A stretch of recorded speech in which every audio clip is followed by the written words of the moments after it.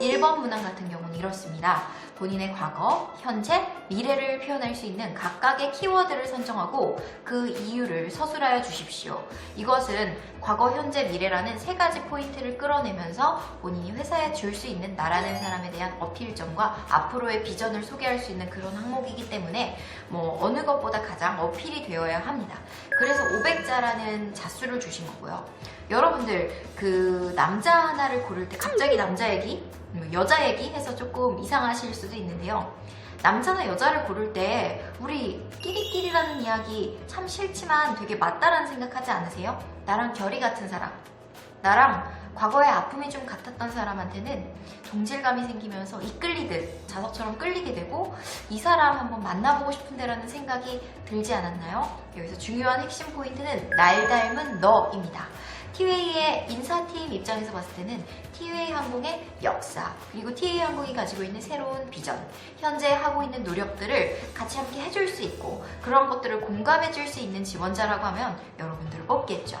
그러면 과거로부터 거슬러 올라와야 하기 때문에 티웨이 항공의 인재상을 찾아볼 겸 티웨이 항공의 역사에 대해서 오늘 한번 이야기를 한번 드려보려고 합니다. 티웨이 항공의 우선 컬러가 되겠는데요. 유니폼 컬러가 초록색이 좀 들어가 있죠. 빨강색만 들어가 있는 게 아니라 베이지에 초록색. 그 초록색을 티웨이 항공에서 어떻게 표현하냐면요. 퀸 앤 그린 색상이라고 표현을 합니다.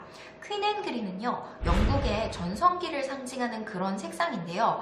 여기서 영국을 왜 차용을 했냐? 이 부분은 티웨이가 과거 전신의 아픔이 영국과 비슷하게 닮아있다라는 생각, 그리고 영국처럼 번영하고 싶다라는 생각에서 그것이 추출이 되었다고 합니다. 과거에 영국 같은 경우는요, 스코틀랜드와 잉글랜드의 합병을 통해서 그레이트 브리튼이라는 왕국이 성립되면서 지금 우리가 알고 있는 번영한 영국이 되었는데요. 티웨이가 강조하고 싶은 이야기는 바로 이런 영국의 탄생 과정이 지금의 티웨이 항공과 닮았다라는 부분, 그것을 한번 이야기를 해보고 싶은 겁니다. 티웨이가 티웨이부터 시작했다라고 아시는 분들도 꽤 있을 텐데 그렇지 않습니다. 한성항공이라는 예전 유니폼, 여리여리한 연보라 색상 이었던 그 유니폼을 입었던 승무원들이 한성항공, 지금의 티웨이항공의 전신항공사 승무원들이었습니다. 출범하자마자 경영난으로 어려움을 겪게 되면서 무너질 위기까지 가게 됩니다. 그러다가 신보종합투자라는 회사가 있었는데 2010년에 이 신보종합투자에서부터 인수, 150억 원의 인수가 되면서 지금 오늘날 알고 있는 티웨이 항공이 된 거죠. 그러니까 어떻게 보면 티웨이 항공이라는 것은 한성항공과 신보종합투자가 결합이 되어서 이런 항공사가 만들어진 겁니다. 티웨이 항공도 예전에 정말 찢어지게 아프고 정말 회사가 넘어질 만한, 면허가 취소될 만한 그러한 경영난들의 어려움에서 벗어나서 이제는 미래의 전성기를 맞이한다는 그런 깊은 의미가 있는 영국의 퀸 앤 그린 컬러를 본인의 유니폼색이 된 건데요. 조금 힘들었고 아픔을 겪었고 그랬던 우리 티웨이가 누군가의 도움을 받고 우리가 일어서면서 조금 더 우리들이 함께 협심해서 현재를 나아가려고 노력하고, 그리고 미래에 대한 비전 보셨나요? 저는 이 기사를 한번 보게 되었는데요. 티웨이 항공 같은 경우는 그 정 대표님 취임하고 나서부터 내실을 다지기 위해서 이것저것 문어발식으로 확장을 하거나 이런 거를 절대 하지 않았어요. 그리고 오히려 선택하고 우리가 차별화할 수 있는 부분에 집중을 했죠. 첫 번째로는 대구공항이라는 거점공항을 베이스로 삼아서 굉장히 노선을 많이 했습니다. 그래서 지금 대구에서 블라디보스톡 같은 경우도 굉장히 효자 노선으로 알려져 있는데 대구 경북 지역의 이런 잠재 항공 수요를 고스란히 다 끌어와서 많이 이런 재미를 보는 노선들을 만들었기 때문에 대구 쪽에서는 누가 뭐라 해도 넘버원, 티웨이 이런 식으로 만들었습니다. 지난해 대비 29%의 성장률을 보이면서 정말 선택과 집중을 한 것에 대한 흑자 전환을 빠르게 쭉쭉 뽑아먹은 그런 항공사이죠. 그리고 우리가 또 알아야 되는 게 노선을 갖고 갈 때 이런 운수권 자체도 굉장히 영리하게 스마트하게 좀 하셨다는 부분인데요.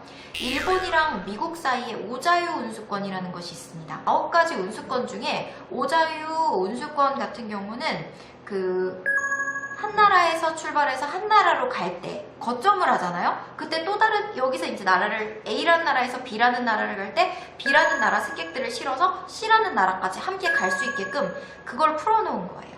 그래서 이 오자유 운수거 때문에 영업이익이 30% 이상의 흑자를 보였다고 하는데, 이거에 대한 반증이 되는 노선이 어떤 거냐면 대구에서 오사카를 찍고 오사카에서 괌으로 가는 노선인데요. 요거 때문에 지금 영업이익률이 굉장히 전환이 됐다고 합니다. 이번에 비전을 보면서 미래를 위해 투자한 것이 있는데, 이스타항공과 마찬가지로 보잉 737 맥스 8, 이하 맥스 8이라고 부를게요. 이 맥스 8이라는 기종을 가지고 왔는데, 지난 이스타 자소서 편 제가 찍었던 걸 보시면 아시겠지만, 그때도 설명을 드렸지만, 보잉 737이라는 게 어떤 기종이냐면요, 굉장히 역사가 오래되었기 때문에 우선 안전성을 보장을 하는 그런 기종이기도 하고요.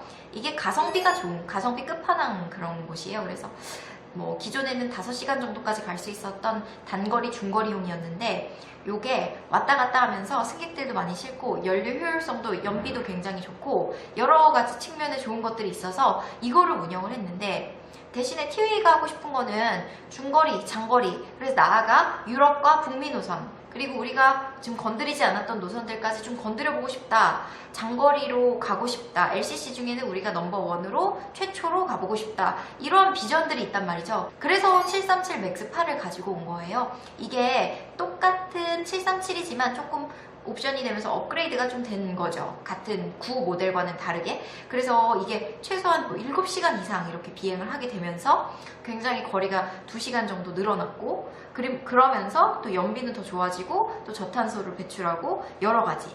TA의 주력 기종이 737-800이라는 보잉사의 그런 기종이었는데, 거기보다 항속거리가 훨씬 길기 때문에 지금 싱가포르나 몽골, 우리가 하지 않았던 새로운 거는 이미 시도를 했고, 미래로는 앞으로는 말레이시아, 인도네시아, 중앙아시아까지 더욱 노선을 조금 더 개척해보고 싶다라는 미래의 비전까지 가지고 있으면서 우리가 끌어나가고 있기 때문에, 티웨이의 과거, 현재, 미래에 대해서 우리는 지금 충분히 살펴보았어요.